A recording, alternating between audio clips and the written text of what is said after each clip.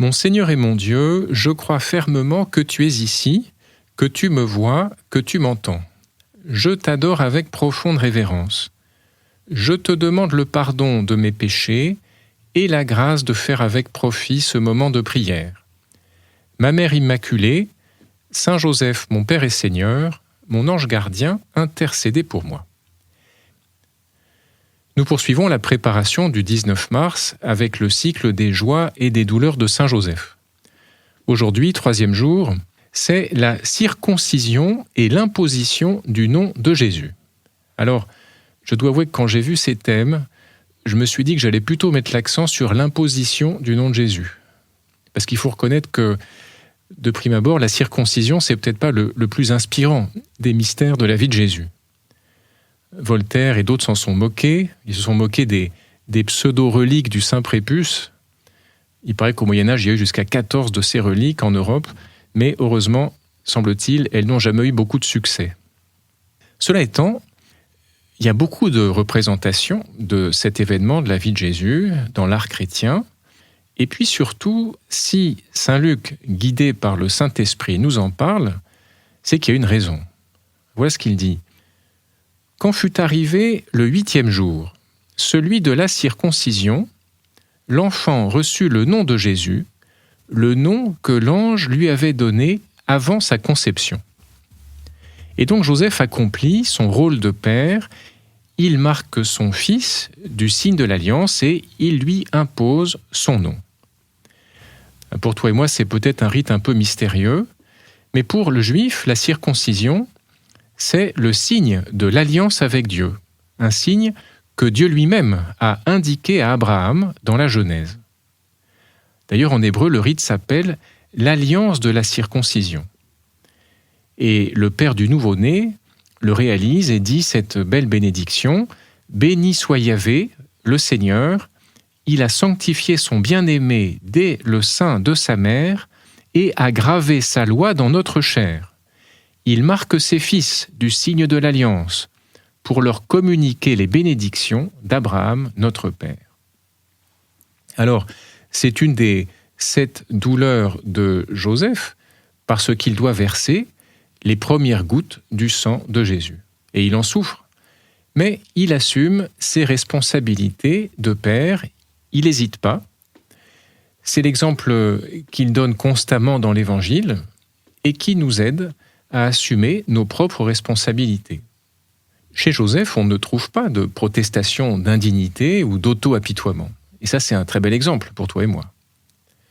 Alors la question, c'est qu'au Concile de Jérusalem, en 49, les apôtres ont aboli ce rite. Pour nous, il est remplacé par le baptême, qui nous incorpore à l'Église, le nouveau peuple de Dieu. Et donc on peut se demander, mais Seigneur, en quoi ce détail de ta vie me concerne ? Une première chose saute aux yeux, c'est l'humilité de Jésus. Joseph aurait pu penser que le nouveau-né étant fils de Dieu, il n'y avait pas besoin de faire ce rite. Et d'un autre côté, il comprenait qu'il ne pouvait pas révéler l'identité réelle de Jésus. Et on voit que dès les premiers moments, la vie de Jésus est marquée par l'humilité. Il est vrai Dieu et vrai homme, né d'une femme, né sujet de la loi, dit saint Paul, sujet de la loi, il se soumet à la loi juive comme les autres. Ensuite, il y a un deuxième point évident. Seigneur, tu nous rappelles que tu es juif. Dans les années 70, lors d'une réunion de Saint-José-Maria avec de nombreuses personnes, un jeune se lève et lui pose une question.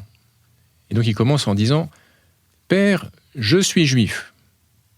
Saint-José-Maria l'interrompt et dit « J'aime beaucoup les juifs parce que j'aime à la folie Jésus-Christ qui est juif.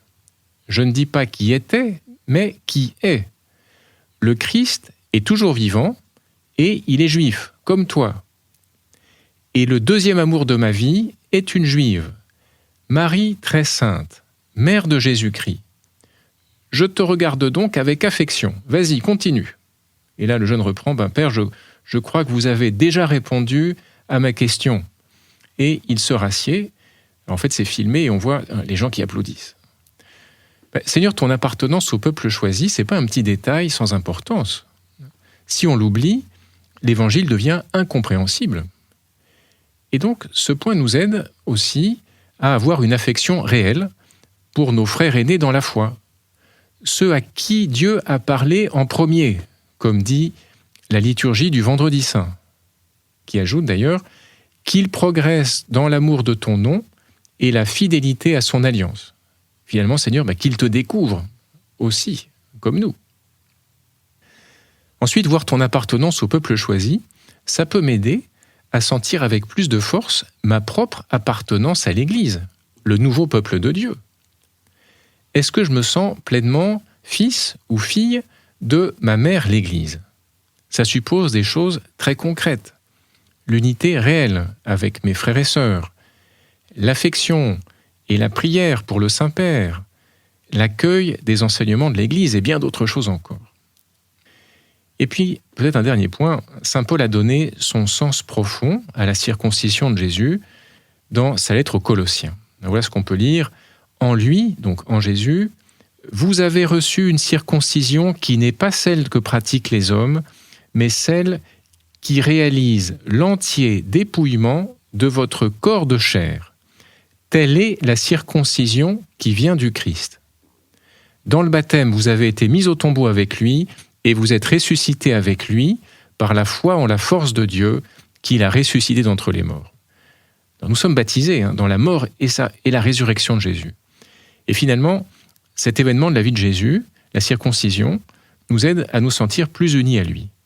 Pour saint Paul, le sacrifice de la croix, par analogie, c'est la circoncision totale, définitive. Donc on voit que la prochaine fois qu'on nous demandera si nous, les chrétiens, on est circoncis, on pourra dire que oui. Après la troisième douleur, on peut rapidement voir avec toi, Seigneur, la troisième joie de saint Joseph, l'imposition du nom de Jésus. Quand fut arrivé le 8e jour, celui de la circoncision, l'enfant reçut le nom de Jésus, le nom que l'ange lui avait donné avant sa conception. C'est aussi Luc qui rapporte les paroles de l'ange Gabriel à Marie. Tu vas concevoir et enfanter un fils, tu lui donneras le nom de Jésus. Mais Dieu va donner à Joseph un droit égal à celui de Marie, parce que c'est lui qui va imposer le nom, comme c'était l'usage, c'est le père qui impose le nom. Il avait entendu en songe « Ne crains pas de prendre chez toi Marie, ton épouse, puisque l'enfant qui est engendré en elle vient de l'Esprit Saint.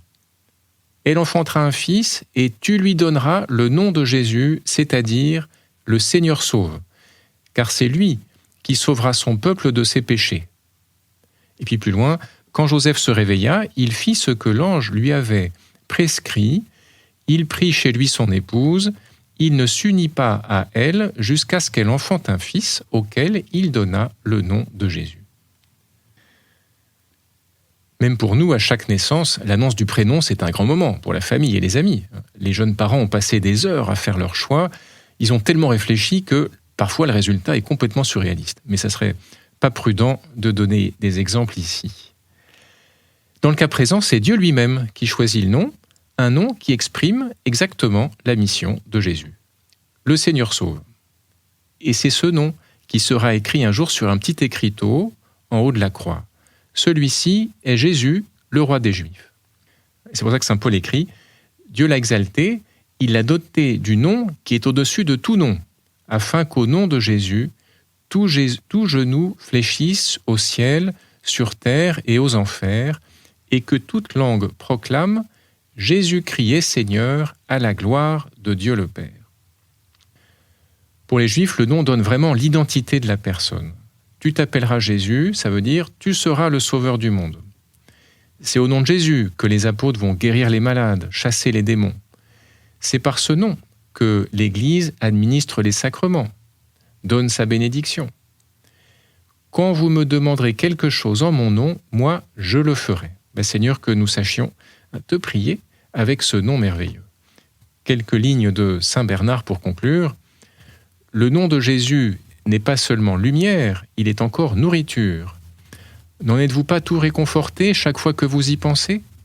Rien n'alimente mieux l'âme plongée dans la méditation, rien ne parvient aussi bien à ranimer les sens épuisés, à susciter des forces neuves. Alors, pour conclure, imaginons la joie de Marie quand elle a commencé à appeler Jésus par son nom. Demandons-lui que ces derniers jours de préparation au 19 mars nous rapprochent de son Fils. Je te remercie, mon Dieu, des bonnes résolutions, des actes d'amour et des inspirations que tu m'as communiquées dans cette méditation. Je te demande de m'aider à les mettre en pratique. Ma Mère Immaculée, Saint Joseph, mon Père et Seigneur, mon ange gardien, intercédez pour moi.